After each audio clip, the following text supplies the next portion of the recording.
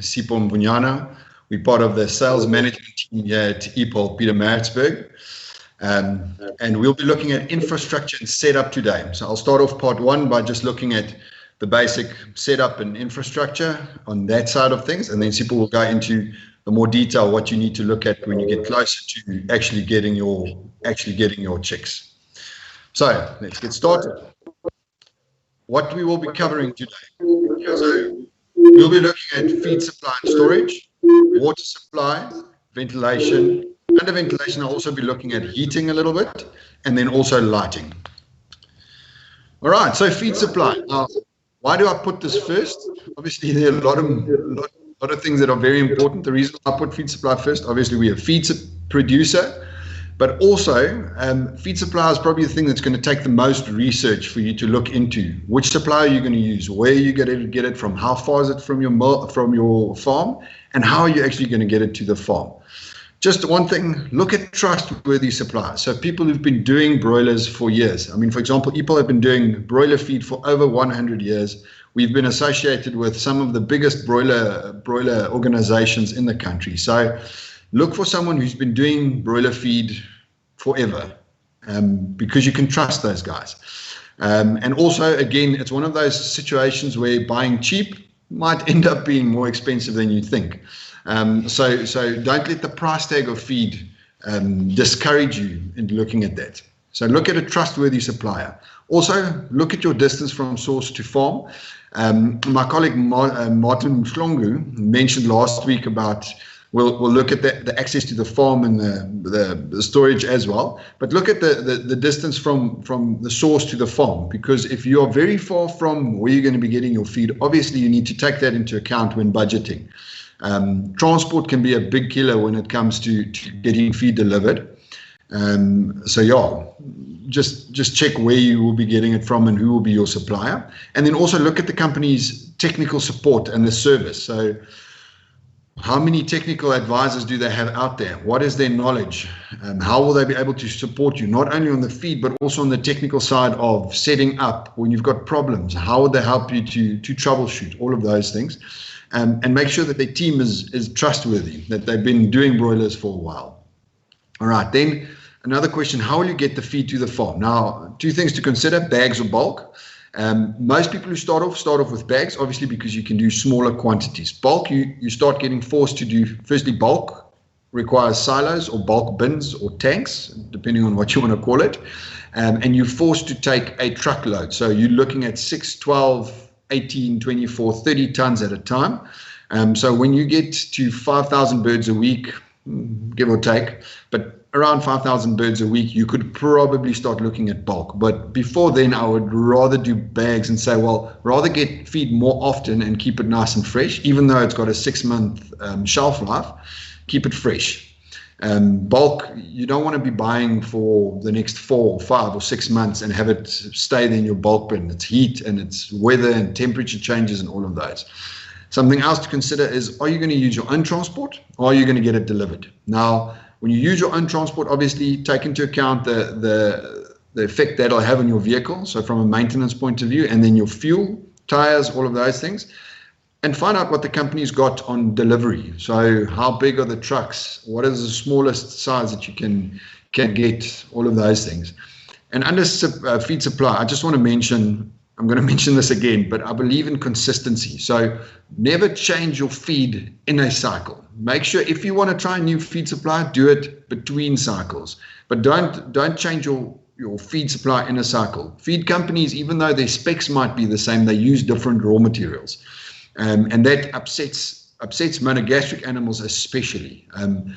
There's a saying that goes, you are what you eat, and that is true for all monogastric animals. So what you put in is what you're going to get out, from a production point of view, from a quality point of view, all of those things. So again, buying cheap might end up costing you. And again, reputable supply on your bulk storage. So it's something you need to consider is who's going to do your bulk bin. Now, just something I need to mention is bulk bins are costly. So you're looking at, call it about anything between 60 and 150,000 Rand for a bulk bin with installation and delivery all included. So you have to have quite a sizable operation to start looking at that. So capital is going to cost you there. So make sure you can get a return on that capital or a return on investment on that investment that you made within a year or so. Otherwise, it's going to start costing you over quite a while. And again, get a reputable supplier who's done broiler feed or who's done bulk bins for ages. They know the ins and the outs, because you don't want that thing to not be a good quality. You don't want 12 tons of your 60,000 Rand feed spilling out on the floor. You really don't want that. So things to consider: silos, bulk bins, what size are you looking at? So are you going to go small, 6 tons, 12 tons, 18 tons? Again, you get them up to, I think the Oaks, you've got 60-ton bins, but they don't necessarily do chicken feed, because you don't want to have feed standing around for that long. So decide which size you're going to put, and also check what would be practical for your house sizes. Make sure that they're clearly marked from the deliveries point of view and from the feeding out point of view. But from a deliveries point of view, I've seen it many times where the driver pitches up in the farm, the farmer's not there, the guy who receives the feed's not 100% sure where it needs to go. So make sure that you've got it clearly marked on the bulk bin, and that you've also got it clearly marked on the delivery note. So the company needs to mark on the delivery note which feed needs to go into which bin according to your order, so that anyone can receive the feed and anyone knows where it needs to go. Then something to also mention, especially with broilers. Now with layers and broiler breeders and all of these, you also do it, but your cycles are a lot longer. So with broilers, it's nice. You can keep your bins nice and clean. So make sure you empty it out. Your bins need to be empty at least once a cycle, and you can wash them out, disinfect them, make sure they're properly clean on the inside, leave them open to dry, get nice and dry, and then close them up so that they're dry and ready for the next feed to come, which you also need to receive. I think Martin actually mentioned that, or Stefan mentioned that. I can't remember. Someone mentioned it last week as well. But you need to receive your feed well in advance. You need to get your starter crumble at least 2 days before your chicks actually arrive. All right. And then a big point is waterproof. Make sure that it's waterproof. Oh, and something that I didn't actually mention here was a lot of the bulk bins have now got what they put. It looks like a little exhaust that they put at the top. That allows moisture to get out, because you do get moisture buildup in it, especially when you've got temperature changes, and that condensation causes the feed to rot or to go muff. You don't want that. So then on the bag storage side, which is where most people start off, make sure your bag storage area is dry and clean. So you don't want it getting wet. Obviously, there'll always be a bit of moisture in the air, but you don't want it to be dusty and dirty and whatever. Something to consider is maybe to build a special storage facility where you can have your feed as well as your extra drinkers and your extra feeders and any extra equipment that you want. You can put in there, but make sure it's clean, dry and clean in it. It needs good ventilation, like I mentioned with the bulk feeding as well. You do get moisture buildup, and so you want a bit of airflow through there, but make sure that airflow doesn't come with rain that comes in or moisture that comes in at any point. Make sure you don't put it on the floor. So a lot of companies that use pallets will actually either give you the pallets or sell it at a very low cost. So get yourself, depending on how many bags you're going to have, 1 or 2 or 3 pallets, put them on the floor and stack your feed on top of that so that they lift it off the floor. You've got ventilation that goes under that. And also on the sides and backs, I mentioned 2 points down is enough space. So you don't want your feed necessarily stacked against the walls. You want it, not a lot, 10, 15 centimeters on the sides and back. That'll allow airflow, and that also stops moisture buildup, which makes your feed just last that bit longer. So it keeps it fresh very nicely. Make sure it's clearly marked. Obviously the bags are marked, or most people's bags are marked, but make sure that your guys who are going to be feeding out, if it's not you yourself, your people that are going to be feeding out the feed know exactly which feed is where and which one they should be feeding. So whether you mark it with a 1, 2, and a 3, or a starter, grow, a finisher, post finisher, however you want to mark it, but make sure it's clearly marked and the right feed is stacked under the right marking. And then also easy access. Again, Martin mentioned last week about access from a point of view where the customer needs to be able to access your property to come and buy your chickens. The other way around is also true. You want your feed supply to be able to access, whether he's going to be delivering, he or she, or the company is going to be delivering to you, or whether you're going to be fetching it. You want your vehicle that's going to be delivering feed to rather come in and be able to get in easily and close to where you're going to be storing it, so your offloading is quick, and you don't have hassles with that side. Also, if you're not sure, please feel free to contact any of our TAs. If they don't know, they'll find out. We've got transport contractors who've been doing this for years, who can take them out and they can assess your roads and tell you, well, yeah, you need to go bigger if you want to get a 12 or a 24 or a 34 ton truck in. And obviously, the bigger your truck size, the cheaper your transport becomes per bag. So just something to remember. Easy access. Rather go better access and make sure your roads are better so you can go bigger if you need to than going smaller, and then when you want to increase, you've got a problem. So just something to mention. Then water supply. Obviously, water is probably one of the most important factors in any living organism. So you want to have your water supply always. There must never, ever, ever, not for 1 minute, be a situation where those birds are without water. They have to have access to water always.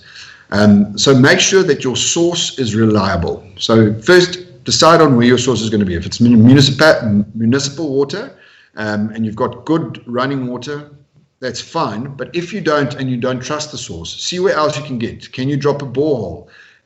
What does that borehole deliver? How much water will you get?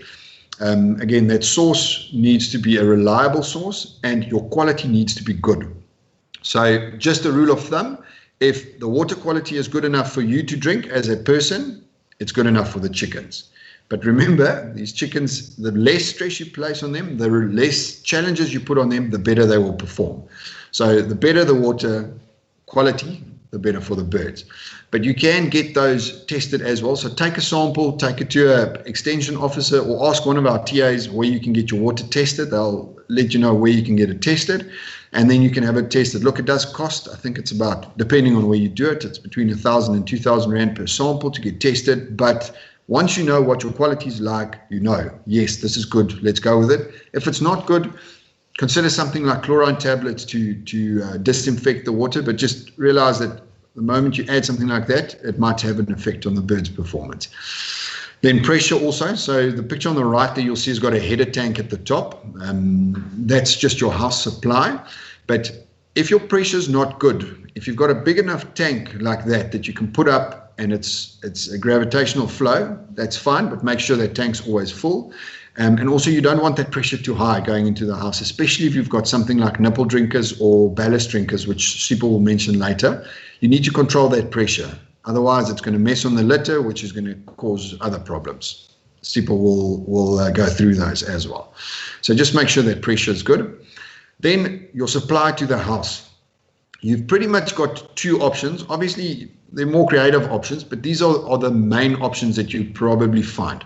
First one is header tanks. Now, this is for slightly bigger houses. If you're doing 10, call it 10, 20, even 50 broilers, a header tank's probably not necessarily. You could probably fill the broiler house water by hand. So put a bucket out and fill the bucket and put it out for the chickens. But the header tanks are very nice because you can have a fixed volume and you can mix in any medication or additives that you want to give your chickens through the water. If they need stress packs or extra minerals or anything like that, you can add it into the water at the correct concentration. You can work that out. Switch off the water supply, make sure they get all that water in and then switch it back on. And you make sure that they get the right medication at the right concentration. It's a lot more difficult if you don't have a header tank. And also the header tank gives you some time. If your water goes off, you've still got that 20 or 50 or 100 liters at the top of at the header tank that can still feed the birds until you sort out your water supply. So definitely something to look at. Something I'd just like to mention on the water supply is, before you get your chicks, before that day of placement, and there's a later episode that you can definitely sign into, before you get your chicks placed, make sure you flush your lines so that you can get anything that's in the lines, flush them, close them up, and give them enough time so the water can heat up enough, call it 15, 20 degrees Celsius, so it'll heat up enough so that the birds can drink that. So just some water supply things on them. Manual filling, that's just you take a bucket and you make sure your water is full. Now, I mentioned at the previous slide, I mentioned enough water. How much is enough? So that's a very relative term. Like I said in the beginning, you always want water. At all times, you want water with your birds. So they must never, ever be without water. But here's an idea to give you of how the changes in water intake differ. So at 4 degrees Celsius, your water to feed ratio will be 1.7 to 1. So you use 1.7 liters of water per 1 kg of feed. So if you're feeding out, I'm going to take an easy example. At 20 degrees Celsius, you'll feed 2 to 1. 2 to 1 liters, so 2 liters to 1 kg of feed. So for every 40 kgs that you feed that day, you need to make sure that they have 80 liters of water. But again, if you keep your drinkers full and make sure that there's always access to water, you don't even have to worry about this. But then if you look further from 20 to 26 to 37, at 37 degrees Celsius, the birds are using 5 liters of water for every 1 kg of feed that they're eating. So, I mean, just think about this. If you are feeding them 40 kgs for that day and they finish that feed, that means that they're going to drink 200 liters of water. So quite a bit of water. So just make sure that they've always got access to water. Never, ever be without water. Okay, so ventilation. Under ventilation, I'm going to deal a bit with heating as well, because it sort of fills in here as well. So at the end of this, but the point of, or the idea with ventilation is to make sure that your birds have a good, healthy environment for optimal production. Again, the less stress, the better the environment, the more healthy they are, the better the production, the more money you'll make out of them. The less feed and medication you'll use, and the bigger growth you'll get. So your FCRs will be better, so your feed conversion ratios will be better. And the moment your feed conversion ratio increases, your money increases. It's just one of those things, your expenses versus income. So make sure, so your ventilation is to provide fresh, clean air, always. So you want them to have good, clean, fresh air. Ventilation also, which is probably the most obvious, but ventilation obviously also removes excess moisture. You don't want moisture buildup. Sipho will handle that again, like I said, under bedding, but you don't want moisture building up, causing your litter to get wet. It also prevents buildup of harmful gases, so carbon monoxide, ammonia, stuff like that. And then also it helps you to control the heating in the house. Now from a when it's hot outside point of view, ventilation is the main way, especially on open-sided house, of controlling that internals. So your two types of ventilation that you get is natural ventilation. Now, I've put you a curtain sided, but that can range anything from, depending on how you're doing it, from a small room with windows that allows ventilation to a open-sided, curtain-sided house, and then power by ventilation is a controlled environment. Now, I'm not necessarily going to look at the controlled environment. That's when you start getting very big. So to give you an idea, a controlled environment house will cost you anything from 1.5 all the way up to 4.5, 5 million rand to put up. So massive capex, capital expenditure on that. So a lot of capital needed to put that up. So for those of you starting out, I'd recommend first go the natural ventilation. It's cheaper. Pay your school fees, learn what you need to learn, and then migrate from there and get bigger and bigger as you keep going. But those are the two types that you've got. Like I said, I'm not necessarily going to look at the closed environment or the controlled environment, but curtain-sided housing or natural ventilation, just a few things to consider on there. Make sure your curtains close properly so you don't have air leaks, especially in winter. In summer, it's not that big a thing, but like this morning, our temperature at home was, I think it started off at -1, and then it went up from there. You don't want your birds at -1 getting a wind chill factor, so air moving over them and bringing cold air into the house, especially when they are young. So a way to test that, and you have to do this way before you get the chicks. Make sure your setup is properly done. So close your curtains, close your door, close everything like it would be if you want it completely shut. Take a candle, walk inside, and obviously you need some lights, so put on the lights, but blow your candle, and then you can see which way the smoke goes. If it goes straight up, you know there's no air. If it moves to one or other side, you know your air is coming from one side or other. And if it twirls, obviously you're getting air in from somewhere. Do that at different spots in the house just to make sure that you don't have ventilation. And again, with all of these, especially with ventilation, heating, stuff like that, do it at the bird's level. Now, it's going to sound simple or stupid, but go on your hands and knees on the floor or sit on the floor and see what you feel and what you experience, because the birds are never going to be at your height. They're going to be on the floor. So make sure that you look at that and test it on floor level at different sites. Another important point is if you've got curtain sides, they have to open from the top to the bottom, not the bottom up. You want to be able to control ventilation in the house. So if it opens from the bottom to the top, then that air, even if you open it a little bit, that air comes right in, cold air drops right on the chicks, and you basically have no control over that air. If it opens from top to bottom, you can open it a little bit at the top. And remember, hot air rises, cold air falls. So when it comes in at the top, it mixes the cold air that comes in, the new air comes in, mixes with the hot air, and by the time it comes down on the birds, it has actually heated up a little bit. So they don't get that shock of the cold air dumping right on them. And then also, obviously, when your curtains are completely open, whether they're open top or bottom, it doesn't really matter. But top to bottom helps you to open those curtains evenly and also controlled at different heights. So next point is preferably open in one even line. These are all ideal situations. So when you put up something that's ideal and it'll work well, if it opens in one even line, then it's spread nicely. So the whole environment throughout the whole house changes evenly. It's not something like the one side opens a lot and the other side can't open, and then you have the one side being hot and the other side being cold and stuff like that. Doesn't work. And then also the curtain might be able to open at different heights. So there's no point in either having a curtain completely shut or completely open, because then you're not controlling your air. Then you're just letting all the air in or all the air, no air in. So not ideal. Okay, so how do you know whether your air quality is good? Now, again, this is something you can test before the birds come. You should test this before the birds come, but you should test this while the birds are there as well. So the air quality test, make sure that you do it before the first minute that you get in. So as you walk in, ask these 4 questions when you get there, because if you do it for longer than 1 minute, you sort of adapt to what's going on and you're not as sensitive to the changes. So does it feel stuffy? Is the air quality acceptable? Is the humidity too high? Now, all of these show to ventilation, not adequate ventilation. If you struggle to breathe, you feel like someone's pressing on your chest or you can't get air in. And again, do that when you walk in at your height, but also drop down to the bird's height and feel how it is at the bottom there. And then the other question to ask, is it too fresh in the house? This then speaks to too much ventilation. So are the curtains open too big? And then look at that. Where is that coming from? Again, ground level and at your height, but you have to ask these 4 questions.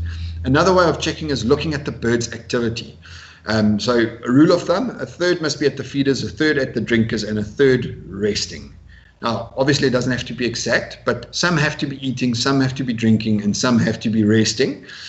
You can listen to the noise and the sounds as well. Is it distress calling that they're doing, or is it just chirping happily? Because you also don't want them completely quiet, because that's also not a good thing.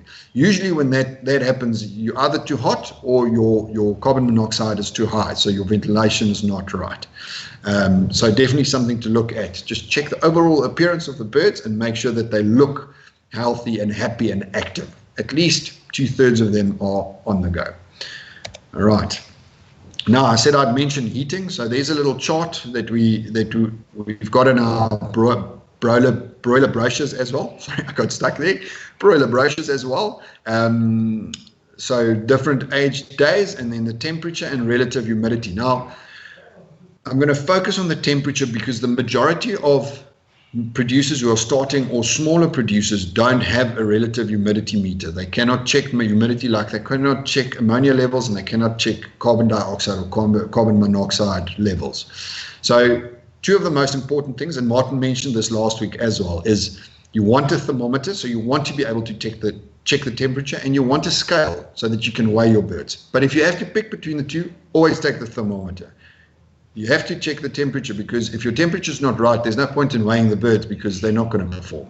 So make sure you get that thermometer and you're able to look at the temperature.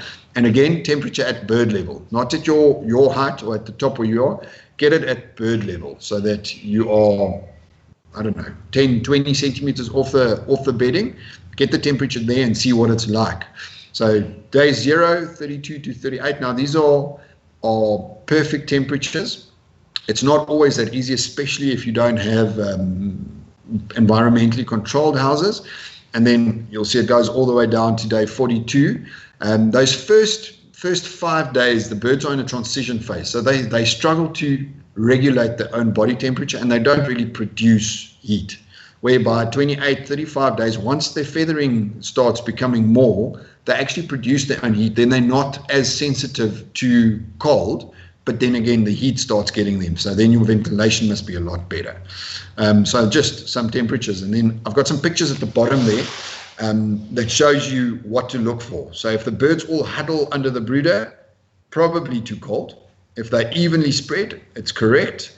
If they all try and get away from the brooder, so they all around the house except trying to get as far away from the brooder as possible, then it's probably too hot.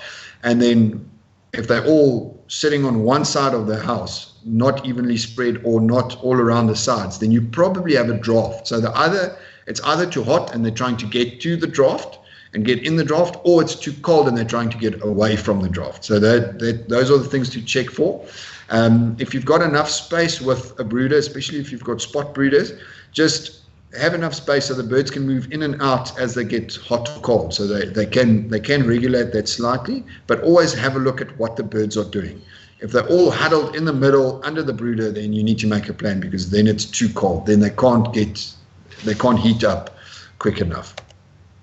Then something interesting, the lighting. So obviously, I'll put up the chart about the lighting just now of how many hours of darkness and light you want. That also affects the performance big time. There's so many articles that have been written on the source of lighting, the type of lighting you use, and then the dark hours. So there was always a belief that the more hours light you have, the better the birds perform, because the more they eat.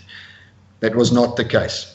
After many studies, they found that birds need certain time of dark for them to, whether it's a reset or day thing or whether it's a rest thing, they have to have dark. It doesn't exist, that thing of having 28 days of 24-hour or 23-hour light only. So the three lights you could be looking at: incandescent. So incandescent is the normal bulbs that we've used to, that we grew up with. Fluorescence, so that's CFL on the left picture there, and then the LEDs on the right-hand side, which a lot of us have gotten used to, those fluorescents and the LEDs, because they save energy. Now, the cost that I've put next to it is a cost that I worked out. Again, it was a rule of thumb based on 10 hours of lighting per day for a cycle, and then the cost. So again, that expensive and cheap, buying cheap might become expensive. To give you an idea, the incandescent bulbs cost you, they're very cheap. I'm going to say, call it around 10 Rand a bulb. And even though they are cheap, because the energy usage is a lot higher than the other two, and because they don't last as long, you can see that you're looking at 81 Rand, 17 cents per bulb per cycle. That's just based on the megawatt usage and all of that. Fluorescents are a little bit more expensive, but not as expensive as LEDs. So if you're starting off, I would probably recommend fluorescents. Now, I'm going to contradict myself in a moment there, but that would probably be from a money point of view, a capital investment point of view, the easiest way of going. So fluorescents last longer than incandescents. They're slightly more expensive, but they use a lot less energy. So it ends up working out about 25 Rand 41 cents per cycle, per bulb. And then the LEDs are a lot more expensive. So if an incandescent's 10 Rand, you're probably looking at 20 Rand for CFL or a fluorescent bulb, and you're probably looking at about 100 Rand for LED bulb. But LED have produced the best performance non-stop. So at first there was a bit of a resistance to it in the market, but all the articles from scientific points of view, LED are by far the best. There have been so many from America, from Europe, from that articles. And if you'd like to see scientific articles, please give us a shout, and we're more than happy to either explain to you why that is the case in more depth, or send you the articles so you can read them yourself. But LED have been proven, LED lights have been proven to be by far the best. So your performance is brilliant. Your electricity usage is the lowest out of all. Even though they're the most expensive, they last the longest. So if you're planning to only do broiler farming for a year, maybe that might not be the option. But if you're going to be doing it for the next 10 years, put in the LEDs, spend a bit more extra money, and get that advantage from that initial capital expenditure. So what the studies also found is that fluorescence, or the CFL lights, tend to have a flicker. Now, something we don't always see, especially when they're brand new. Humans don't see that flicker, but birds can see at different frequencies than we can, and different spectrums. So they actually see that flicker, and that then causes stress. So there was a study done by the University of Kansas State, or Kansas State University, I actually think is what it's called, that they did between fluorescence and LED, and the bird's stress level, so the corticus, anyways, there's a hormone that gets introduced because of stress, and my tongue's twisting a bit now, so I'm not getting that out, but the hormone is released due to stress, and the hormone was a lot higher in birds in fluorescent than under LEDs. Also, they found that the production was a lot better under LEDs than CFL. And it comes back to that point that I said in the beginning, that the less stress, the better production, the better performance. So that's just how these birds work. You don't want them to be stressed. So there was a significant difference between LED housing and CFL, or fluorescent housing, on performance and end weights, FCRs, all of those things. So intensity, 0 to 7 days, you want it at about 30 to 40 lux. From 8 to slaughter, 5 to 10 lux. Now, lux is just intensity. And for those of you who don't have a lux meter, bright light for 0 to 7 days, and dimish light for 8 to slaughter day, from 8 days to slaughter.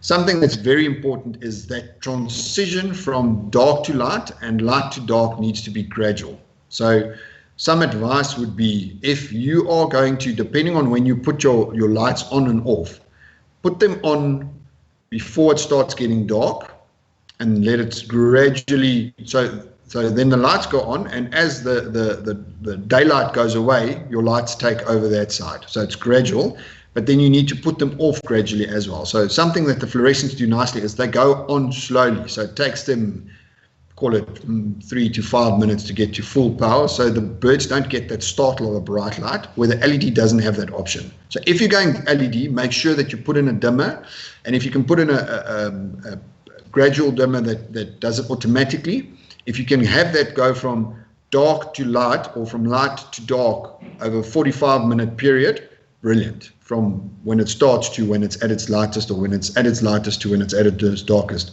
45 minutes. Something that's important is consistency is key, and I mentioned this in the beginning. It's the same principle for lighting. If you put on your lights at a certain time of day, always put it on at that time of the day. And when you put it off at a certain time of the day, always put it off at the same time of the day. The reason we do that is because the birds get used to that routine. They get used to that cycle, and you get better performance. So make sure you have a routine and you stick to that routine. If you're not sure, please phone our TAs, contact them, ask them as many questions as you can, and then they'll be able to either find out for you, or they might be able to answer you right away. Every situation, every farm is different, and they need a custom fit for every single farm. We've got the experts to help you to get that custom fit. It's just difficult to take every scenario or every custom fit and discuss it right now. Lighting, I mentioned the hours of darkness. So at 0 days, you're looking at 0 darkness at 24. So when you get them on day 1, which you'll get them at day 1, you have 1 hour of darkness, so 23 hours of light. And then once they hit that, and then you gradually change that and make it more, so that when they hit 100 or 160 grams, which is within the first 7 days, or at 7 days at least, they'll hit that. You've got 9 hours of darkness. So 9 minus 24, so you've got 15 hours of light, In the summer, in most areas, that'll probably be what in most areas in South Africa at least, that'll be what your daylight is anyways. In the winter, it changes slightly, so then you start using the lights a bit more. Then from age and days 22, you start bringing it down, and then 5 days before slaughter, you make it less and less and less. Now, the reason they do this is, especially with the big commercial farms, they need time to catch the birds. So you make the birds used to less light, or less hours of more light, less hours of darkness, and then you gradually phase it in, so that when you catch them that last day to go to the abattoir, they're used to having a whole day of light, and whether you start at 4 in the morning or 3 in the morning and you go all the way through, brilliant. Then you can start and you can catch them as quickly as possible. And if you have to go longer than what their normal daylight is, it's not a problem. They're used to that light. Obviously, if you're selling live and you're only catching during the day, it's not necessarily necessary. Then I'd probably stick to that 5 hours darkness at least. You could even stick to the 9 hours darkness if you're going to be selling live and you're only going to be catching and selling during the day. All right, ladies and gentlemen, that's all from me. Thank you very much. Please remember to send any of your questions on any of our social media platforms. If you've got questions, send them through. We've got people checking those questions and sending them through. And at the end of this, after Sipho's spoken, we'll try and answer as many of your questions as possible and as accurately as possible. Hopefully we'll give you some answers and give you some help. But like I mentioned, our TAs are in the field. So if you've got any questions that we haven't answered, please phone your TA or phone one of our officers, or go to our website and get your closest TA's number there, and they'll be able to help you. Please stick with us. We're going into a short break. Then my colleague, Mr. Epol Mvuyana, will be up to tell you a bit more about feeders, drinkers, bedding, all of those things. Thank you very much.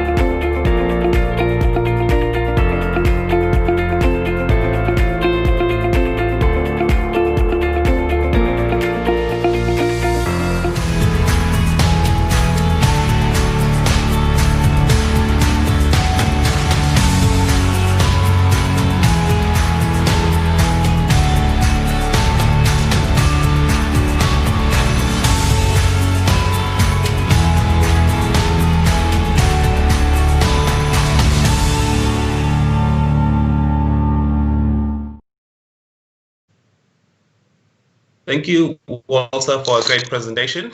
Ladies and gentlemen, my name is Sipho Mvuyana. Welcome to episode 2, part 2 of broiler production infrastructure considerations and infrastructure setup. We note your questions and inputs across all social platforms, and we encourage you to keep the conversations going and to keep them questions coming. In this episode, we will have a conversation around broiler bedding, different kinds of feeders and drinkers, stocking density, and as well as aspects around farm biosecurity.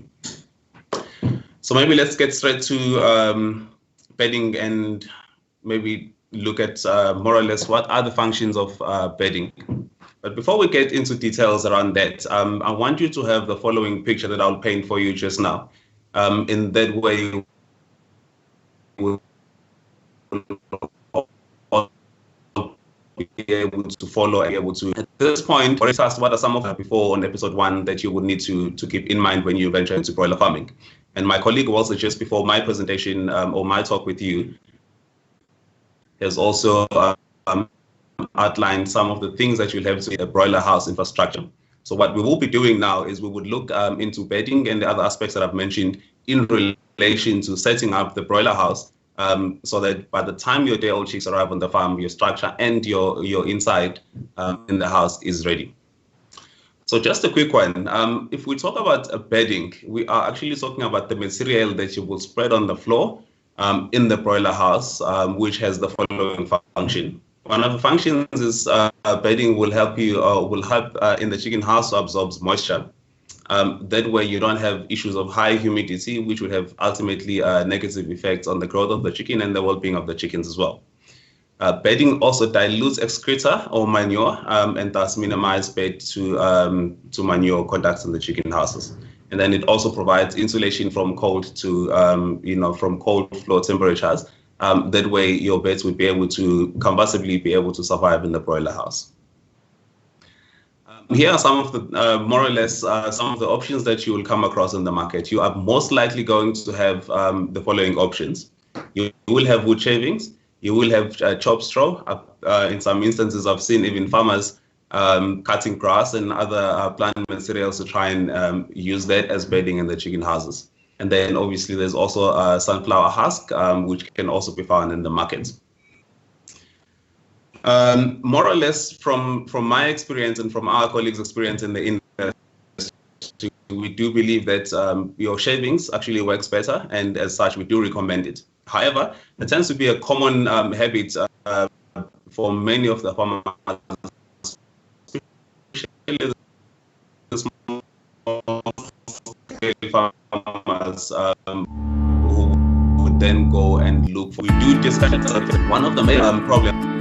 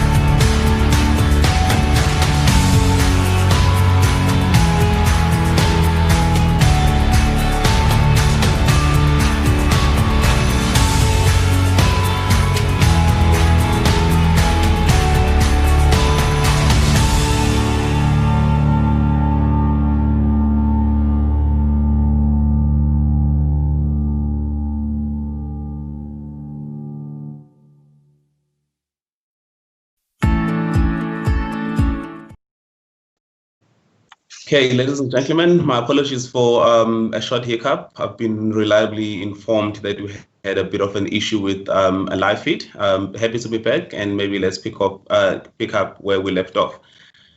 Just before we had a technical problem, we were discussing the bedding function. I did mention that it helps greatly in the broiler house in the sense that it absorbs moisture, which sort of limits the mixture of bed gas.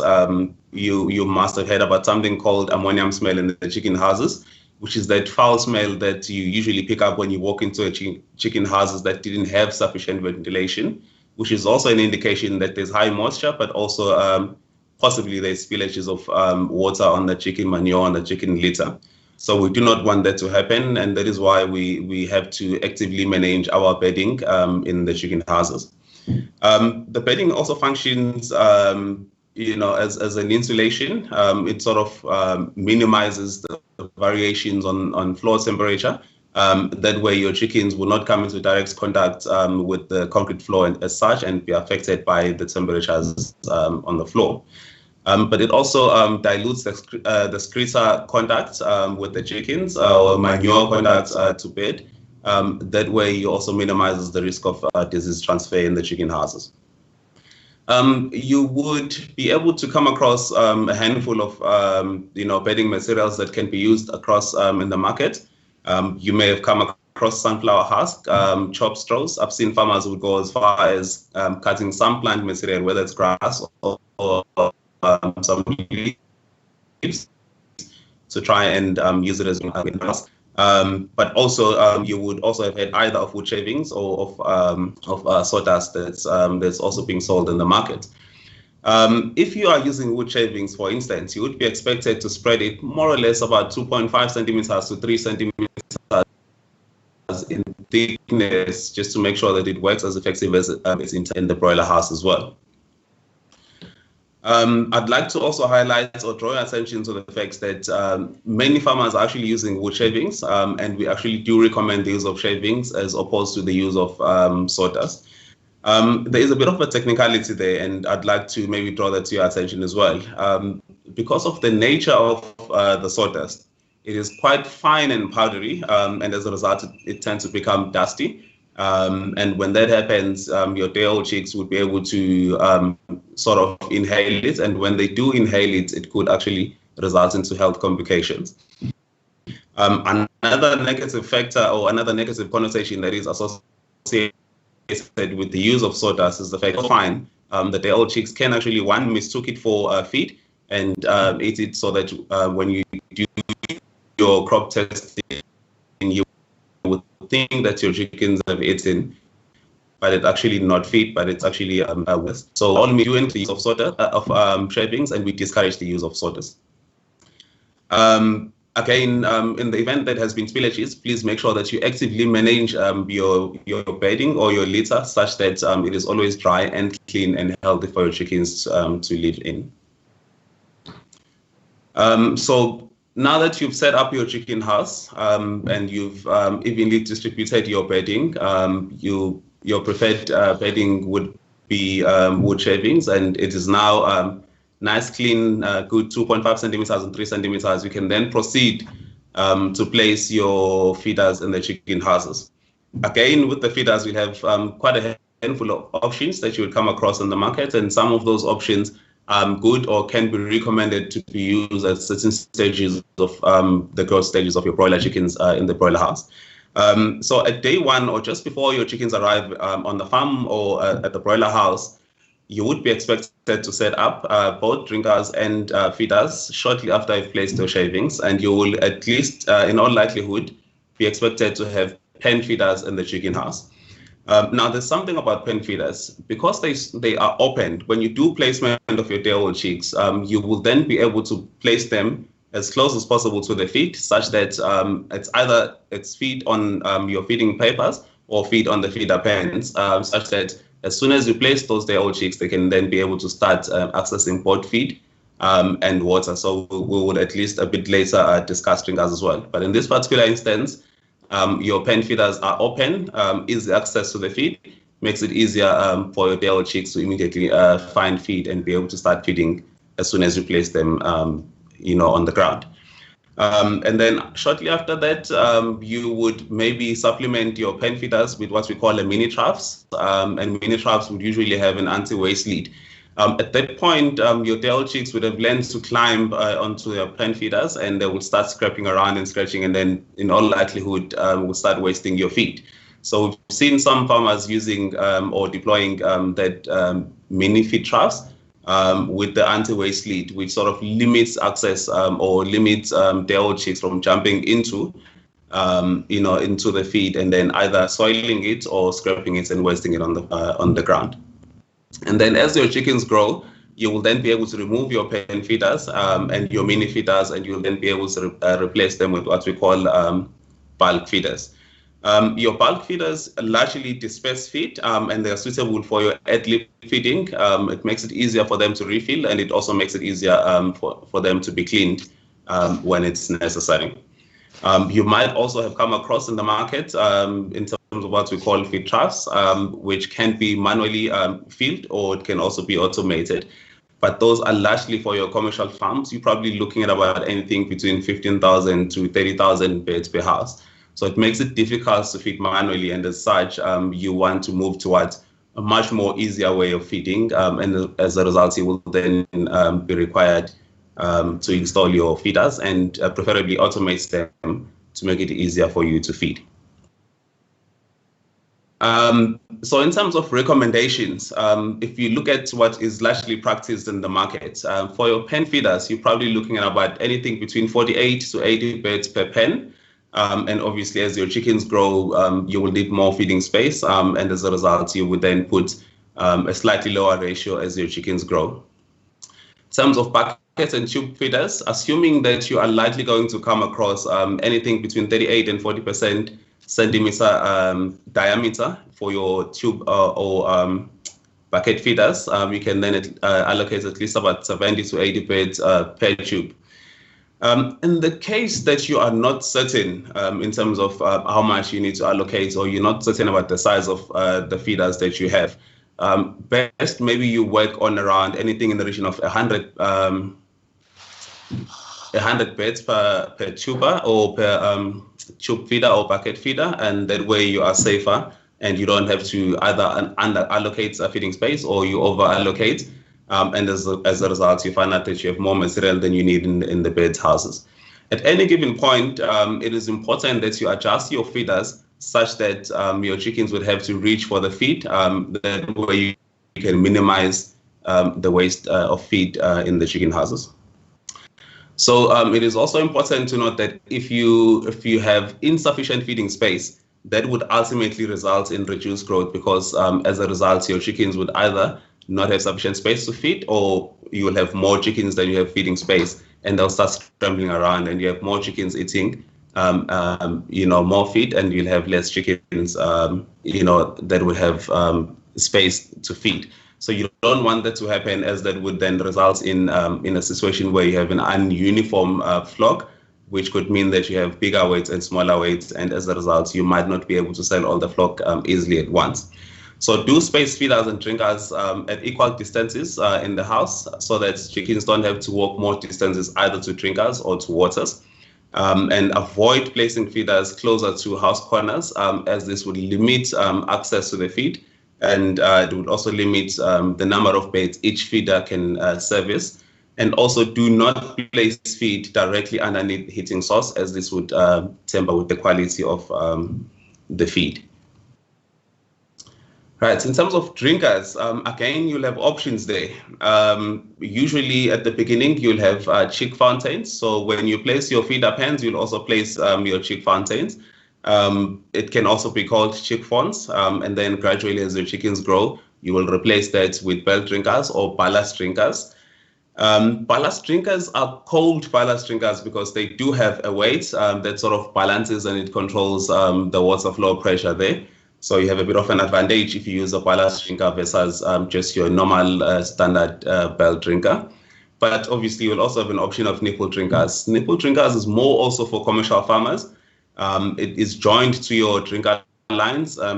It's usually also it makes it easy for the so minimizes spillages, and that way you don't have issues of wet litter and wet beds, and the risk that comes with that as well.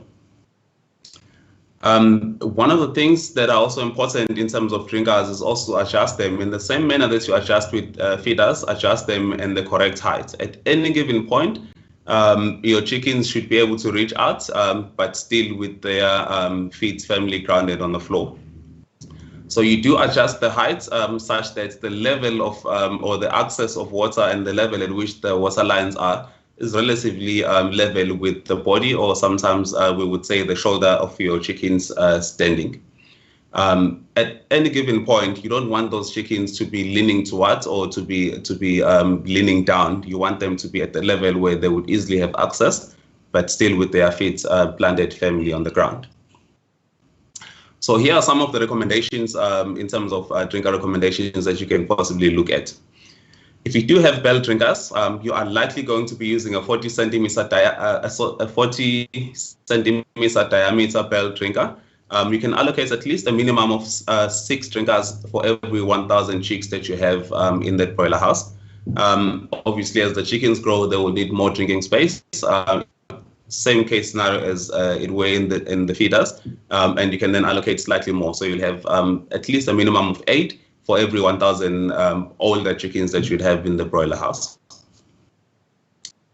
Again, if you are not certain, you can use 100 beds per bell drinker, and failing which you can also contact any of our technical advisors placed strategically across the country, and they should be able to help you determine the right quantities of both drinkers and feeders that you might need in the chicken house. But always check that water is clean, as Walter actually said earlier on. Make sure that it's cool and it's drinkable. Rule of thumb, if you can drink it, it's safe for your chickens to drink. But if you can't drink it, then do not give it to your animals.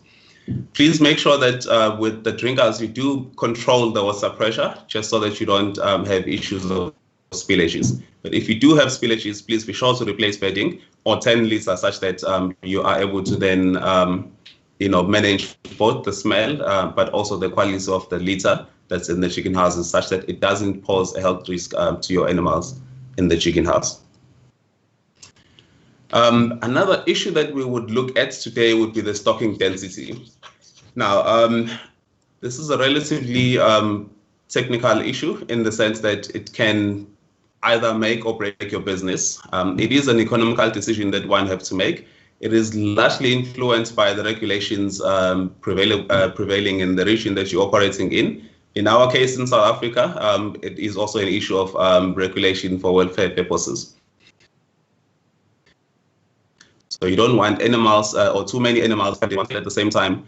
The less animals you have in the chicken house, the lesser profit you'll be able to make. So you want to be on the right side of the regulations as well. Stocking density is also influenced by the type of house that you use. So if you're using a much more advanced, environmentally controlled house, you'd actually be able to put more chickens on the same square meter than you would if you were using a traditional open-sided catting, less environmentally controlled house. Also, it is also influenced by prevailing temperatures. In the hotter regions of the country, you actually want to place lesser chickens than in the relatively cooler regions of the country. But also, it is also influenced by the selling weight. So the longer you keep those chickens, the more weight they'll gain and the bigger they will grow. So the more space they will require, in the chicken house. But if you're selling relatively earlier, anything between 35 to 40 days, you probably need, you probably use an average spacing that is not as big as you would if you were slaughtering 42 days and onwards. So just quick notes on the stocking density. It is an economical factor, like I did mention.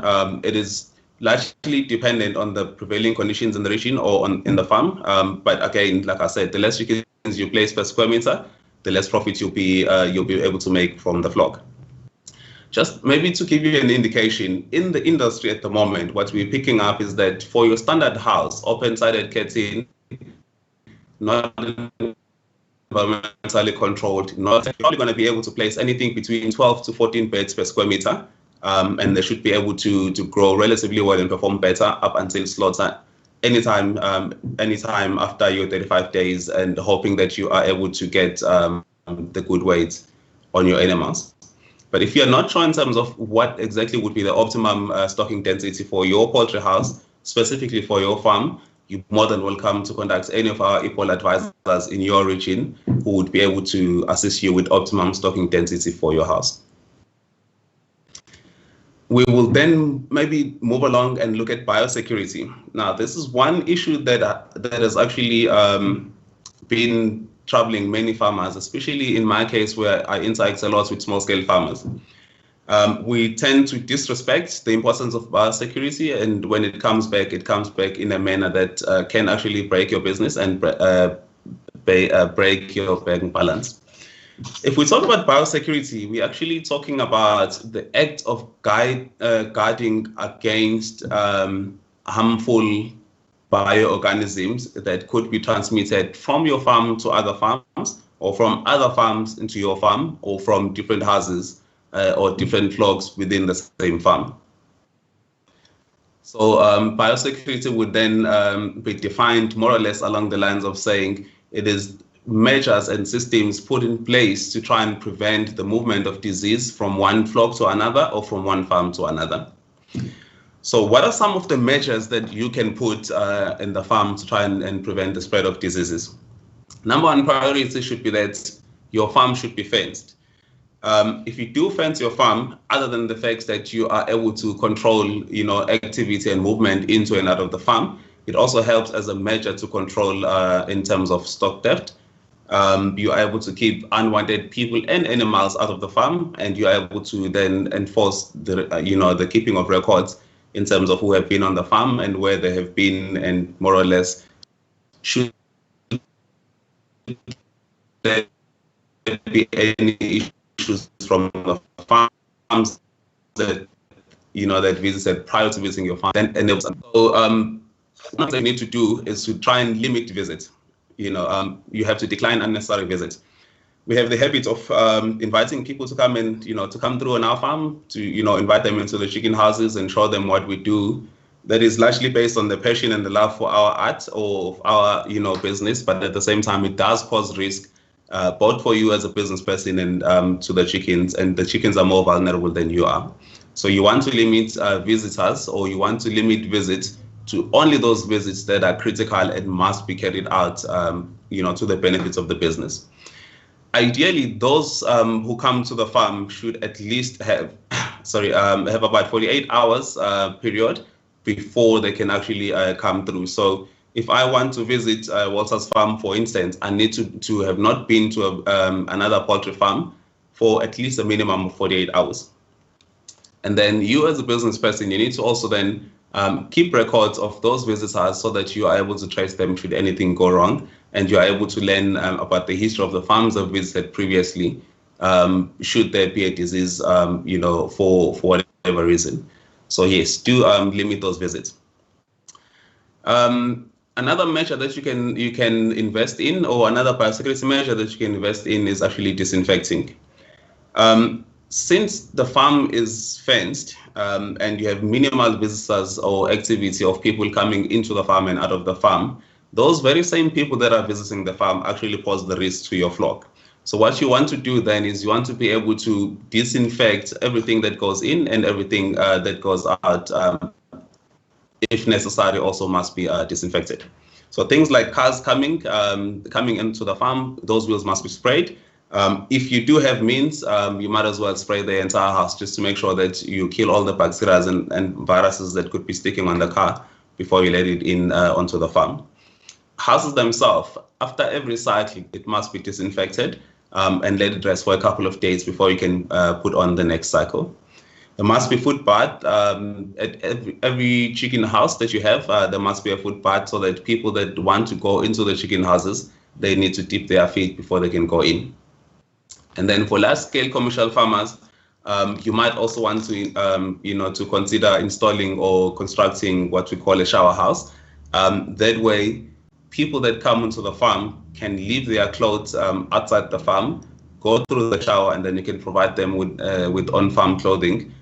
Also, in the move to try and limit, them bringing trade, you can then provide them with the farm PPE. One of the things that you can provide would be gloves for those that are actually doing mechanic work. And then for those that are going to go into chicken houses, boots, and then workwear overall. And for those that would be climbing on heights, maybe checking feed on the silos or anything like that, you want to also provide them with harnesses. But in general, your PPE will also cap the spread of diseases, but it will also protect your employees from dangers that are lurking on the farm. Another biosecurity measure that you can try and do, also linked to disinfecting, is that for every equipment, especially things like feeders and drinkers that come onto the farm, must be disinfected. Working in different houses, they need to always make sure that when they come in the morning, they start with the younger flock, whether it's tending litter, whether it's feeding, whether it's making sure that everything works properly. But start on the youngest flock on the farm, and then gradually work your way into the older pets on the farm. And the reason for that is largely because your younger chicks are more vulnerable and susceptible to contracting diseases than your older flock is. So that way, you don't want to expose your younger flock by starting the visit on your older flocks. That way, you'll be exposing the younger chickens. And then, as far as you possibly can, do avoid contacts with other poultry and other poultry farms when you are going to be working with chickens on your farm. In the construction of the chicken house, one of the things that we often take for granted, Walter spoke about curtains, but underneath those curtains, we usually suggest or advise farmers to nominate, to actually, in those chicken houses, put what we call mesh wire. And the reason for that is to try and keep the outside environment as far off as possible so that it doesn't sort of influence what's happening in the chicken environment. One of the things that usually happens is that if you visit farms, you see birds eating with chickens, wild birds eating with chickens. On the one part, those birds are eating what those chickens should be eating, your feed, which you've paid money for. But on the health front of things, those birds actually poses a risk. Not sure if many of the farmers that are listening may have heard, but there is a phenomenon where wild birds are able to harbor diseases and not show symptoms or not get sick, but our domestic birds or our broilers actually can get a bacteria from those birds and they can actually fall sick. Not long ago, it must have been 2 or 3 years ago, in this very own country, we had an epidemic of avian influenza, which was blamed purely to something similar to that. So if you do install your mesh wires in that way, you'll be able to keep wild birds, you'll be able to keep rodents, you'll be able to keep rats, which would also be eating and wasting your feed and also posing dangers into your chickens. So please do install that mesh wire. Do not overlook that. With that, I think maybe let's try and sum up everything that we've discussed and brought to your attention today. We have said, top of the top list, do have adequate space to store feed. That way you don't run into issues of running out of feed, and you are able to budget and plan for all the quantities that you require, and you can bring them on the farm, and you are sorted for the rest of the cycle. Do check your water supply and pressure, just to make sure that you don't have spillages, but you don't have shortages as well. At the same time, make sure that it's cool, it's drinkable, and it's actually healthy for consumption of your chickens. We said do check curtains, make sure that they close and open properly, and we do emphasize that when they open from top to bottom and not the other way around. One of the things that I want to highlight there, to the benefits of what Walter was saying earlier on, is the fact that if you open it top to bottom, you are doing 2 things. The bottom part, you are trying to shield your birds from instantly being exposed to cool air or strong winds that could actually stress them and affect them and their growth. But at the same time, there's a theory that says hot air rises. So if you open your curtain from the top, you let the hot air escapes easily without having to try too hard. At the same time, you are protecting your birds at the bottom level. And then you'd have to check on your chick delivery. So make sure that you place your order well in advance, and then you make sure that you have noted your delivery date, so that all the preparations that we've been talking about, the supplies, installing of feeders, making sure that you have sufficient storage, making sure that your feed arrives before your chicks arrive. All of that, you need to be able to do that, at least we say minimum 2 days prior to the arrival of your chicks. So please do make sure that you do check your chick delivery and you are certain of the dates and the quality, as Stefan in the previous episode mentioned. You are able to determine all those factors before they actually arrive on the farm. One of the things that you also need to make sure is that the house is cleaned and disinfected. And we re-emphasize this because there's a huge risk of disease transfer from the previous flock to the next flock, which lags on the house not being properly disinfected. When we talk about disinfection, what I usually recommend to farmers is that when you clean from the roof, sides down, and then front out, so that when you leave the house and you don't have to go back. Then you can let the house rest for a minimum of 7 days before you can place your next flock. Also, make sure that the house environment is the good one. So you have the right temperature, you have the right relative humidity, and you have the right light, and your lighting actually works properly so that you are able to control that as time goes on. Make sure that you have your feed in place, your main feeders and your additional paper strap and all of that. Make sure that it's in place, and make sure that your water lines are actually flushed, they're clean and they're running and the pressure is okay. And then you can also make sure that you have litter spread out evenly.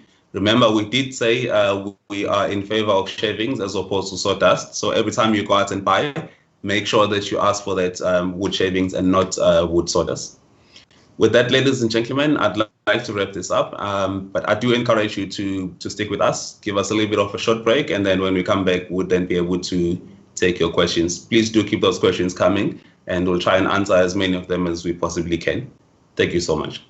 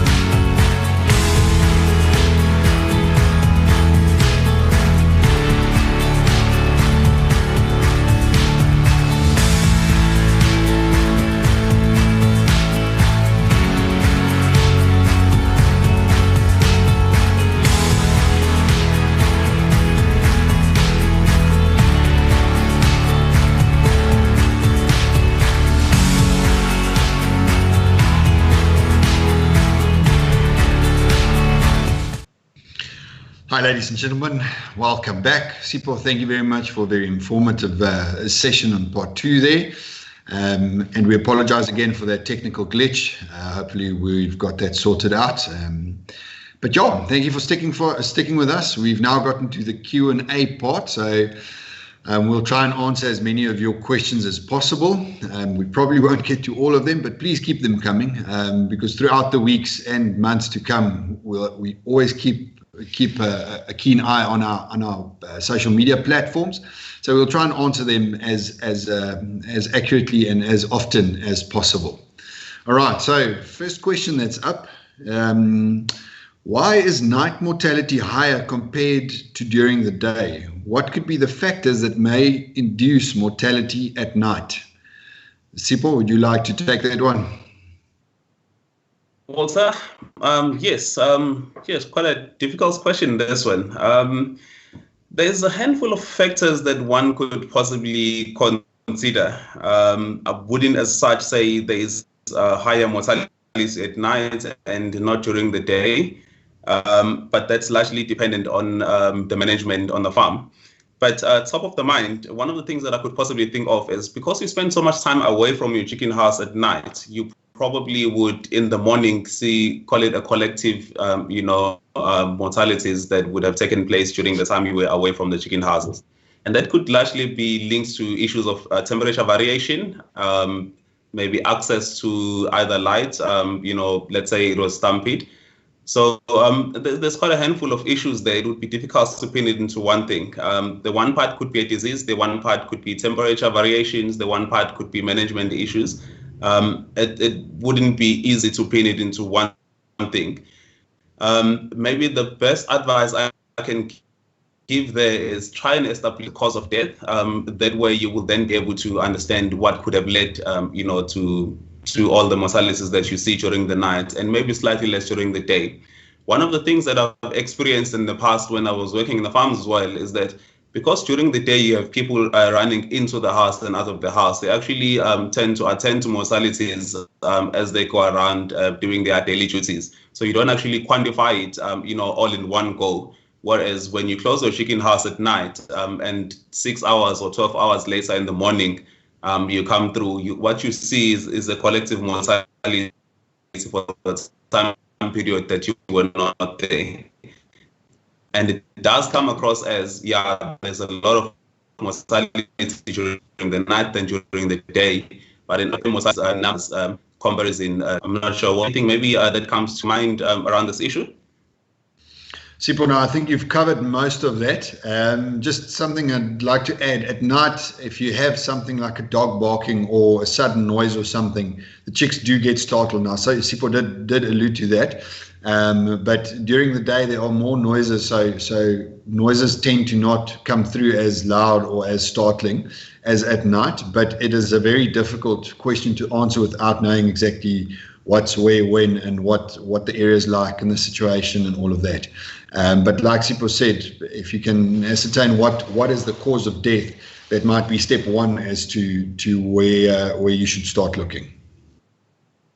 No, definitely. One of the things also that that just come to my mind now is because there's so less activity at night than during the day. That could also be be one of the reasons, especially things like heart attacks, flip overs, and that sort of thing. They are likely to happen at night where there's less activity in comparison to during the day.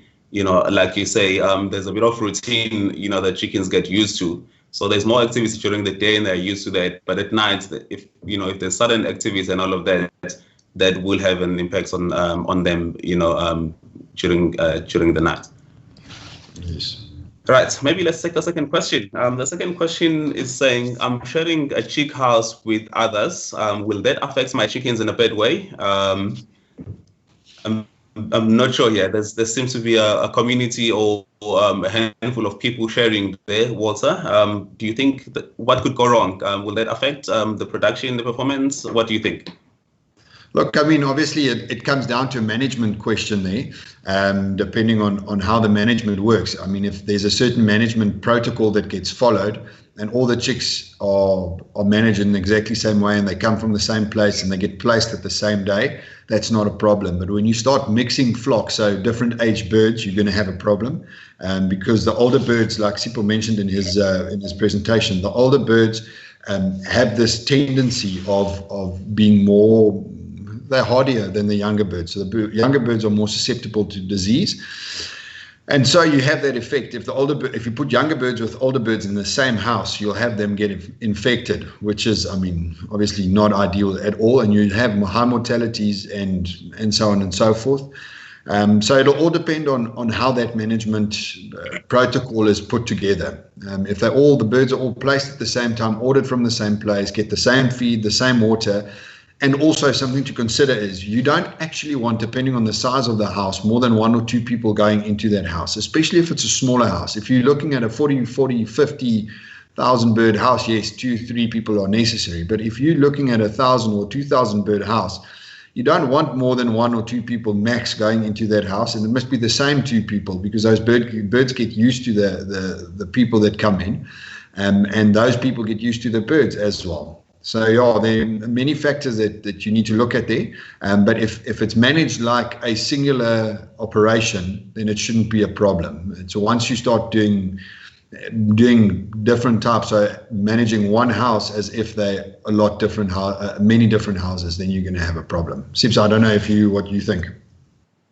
No, definitely. I definitely agree. I think the key takeaway message there is, even if you do share the house, manage it as a single unit. That way, you don't subject your chickens to various factors that shouldn't be there under normal circumstances. So yes, do manage it as a single unit, and do follow all the necessary production practices, your vaccinations, your feeding schedules, eating feeds, biosecurity and all of that. So then there shouldn't be any issues going forward.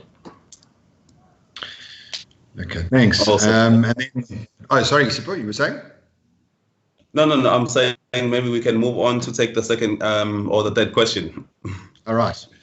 Third question we've got. I'm concerned about heating for chicks. Should I have my gas heater on all night, or only the infrared lights enough for heating all night? Sipho, your thoughts? Cool.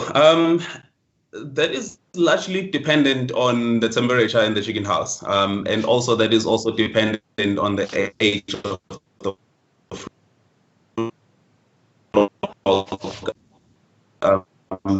that you're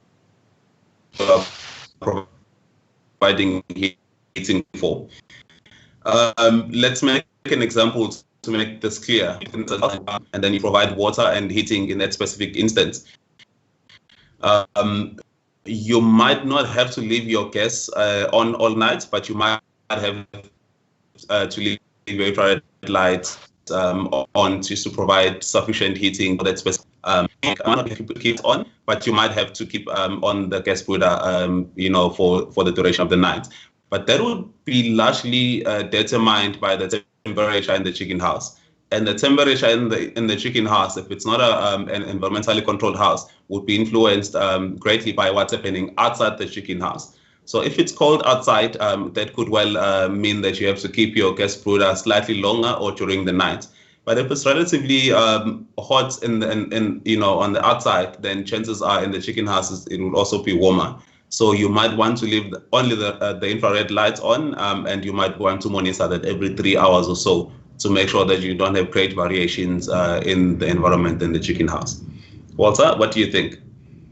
100%, Sipho. No, I think it's your age of your birds, like that. I showed a graph there, or a table there with the different ages and temperatures that you want to look at. And obviously, Martin also mentioned it last week, but get yourself a thermometer so you can measure the temperature.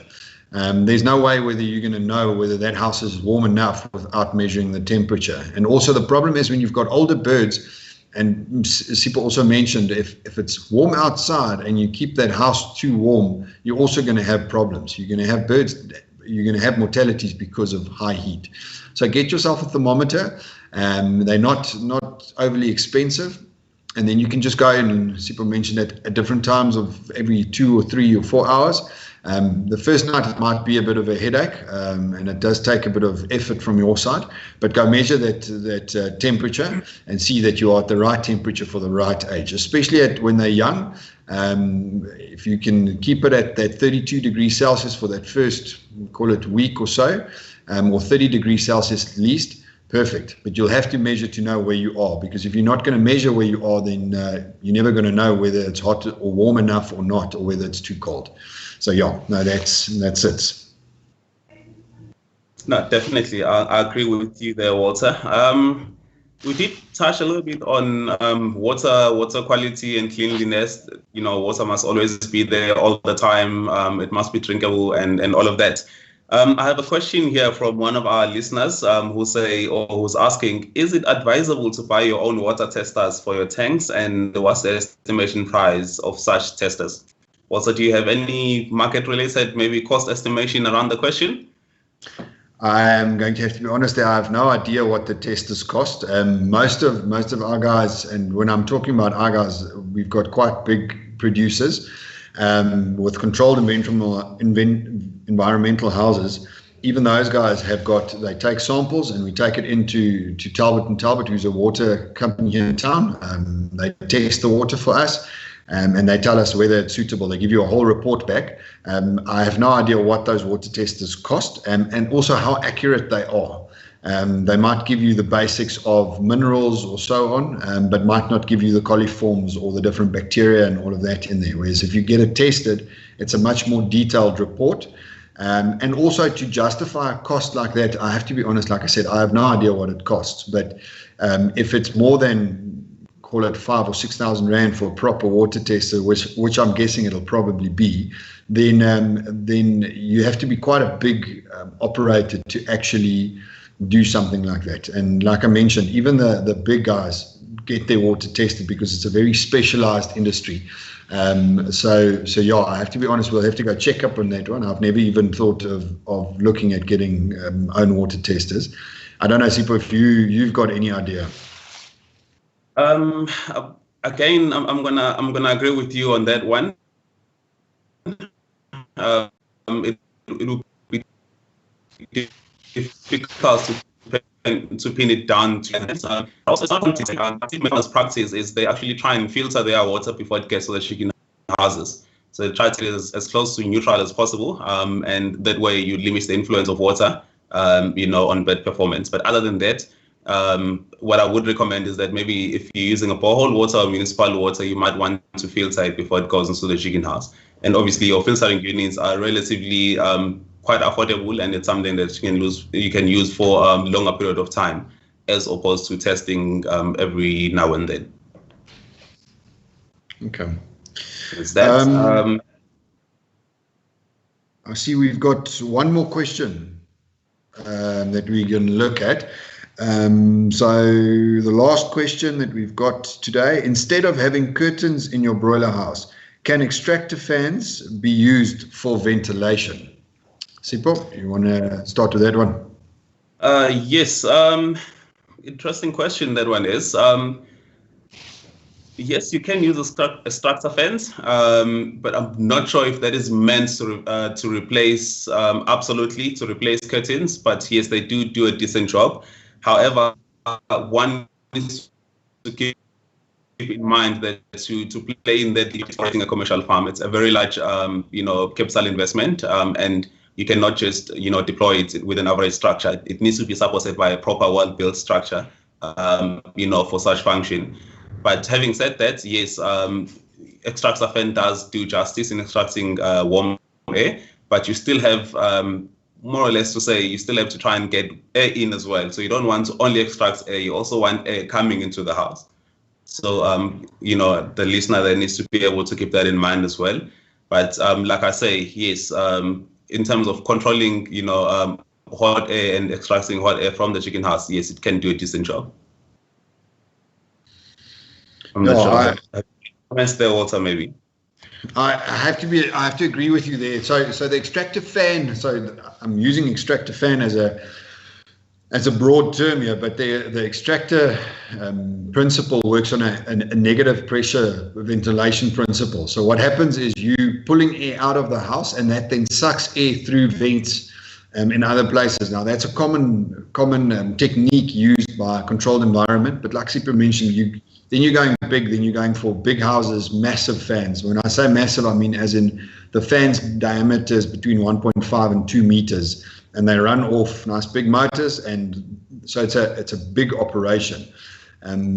So you'll have to make sure that your ventilation is adequate, and then running that off or running an extractor fan on a smaller house, it's a lot more efficient to have the curtains and utilize, and then rather put fans inside the house to circulate the air, and then get your fresh air in that manner.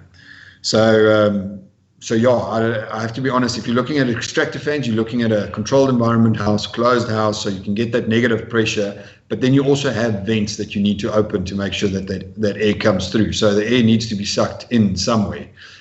Taking air out, you need to replace it somehow. So yeah, that becomes quite technical if you're going to do it that way, to make sure that you get the right ventilation, the right air movement, the right amount of air displacement. And then you're starting to look at a controlled environment house. So yeah, that's just my 5 cents on that one.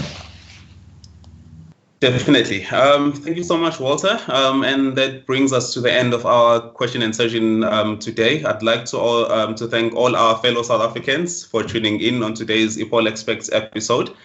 And invite everyone to please come and join us. Join me and my colleague Danny Castins next week, where we'll be doing another episode on broiler farming and profitability. And until then, please remember to sanitize frequently, wear your mask when you leave your house, and keep safe. Until next time. Thank you so much.